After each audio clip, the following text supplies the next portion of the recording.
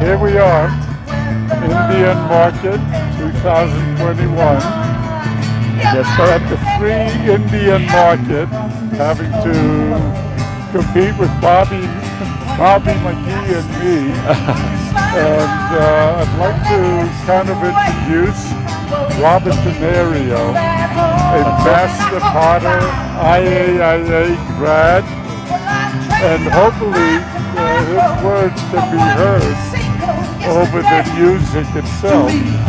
But Robert comes in from a multi-generational family of potters and is really an instrument of the learning and passing it on. Where they collected clay, how to paint, how to fire. And right now, Robert is really the patriarch of the family and the tradition. So maybe, Robert, you could just talk a little bit about your learning from the previous generation. Okay. So I give creditation to my grandmother mostly. Although I went to school at the Institute of American Indian Arts, and there I took up jewelry because at the time I didn't know what ceramics meant. But most of the time I was in the ceramic studio, and actually Loloma, who was Charles Loloma's wife, taught me making pottery in the studio. So she rearranged my classes and got me into ceramics. And that's when I found out that ceramics meant pottery. So ever since then I started doing pottery, learning on the wheel, throwing on the wheel, and did stoneware. And I started painting designs of the pueblos from Santo Domingo. And my first time at the Indian market was in 1968. And at the time, the Indian market won't accept my pottery because it wasn't traditional, it was stoneware. But nowadays it has turned around, it's more the contemporary world. But anyhow, so ever since when I graduated from the school, I went back home. And that's where my grandmother comes in, and it's who I give credit to, reviving the older styles of the village. So she showed me all the gatherings of the clays, the local clay areas, and how to boil plant juices for paints, and also most of her neighbors, or my grandmother's neighbors, who were all potters at the time, showed me all the methods and all.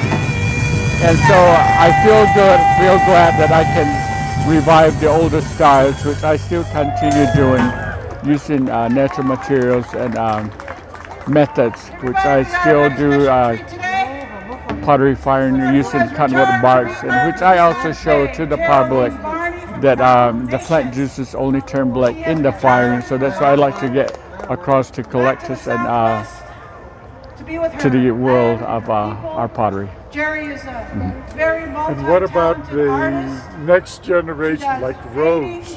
She's making some incredible pottery. Oh, yes, sir. As a matter of fact, my sister Paulita used to be a teacher at the Head Start, and then she took some clay and started pottery making. And so she had to give up her work because what my grandmother tells us that the clay lady is a jealous lady, so she only wants to be worked up by herself. So my sister had to give up work job, and then my other sister Hilda also gave up doing jewelry, and so she started doing pottery. And then now it's the nieces. My nieces are now continuing their work also. So it's a family thing. And then we try to share with other families of the village. But when they find out that it's hard work, they all tend to give up. But we are continuing, the families really continue to do the methods and all. So we all share each other's how to go about it. The firing part, we all do the firing together. And how can people get a hold of you?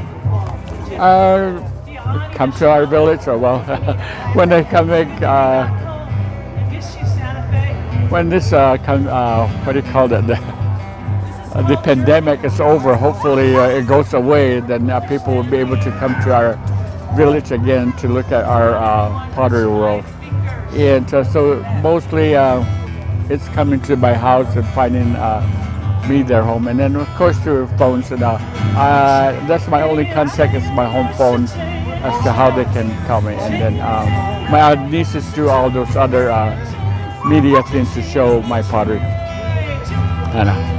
Thank you. Keep it going. Alrighty. I hope you can hear the words over in Digifam who's playing the background. Okay. Alrighty. Hopefully I got something across. Thank you. Alright, surely.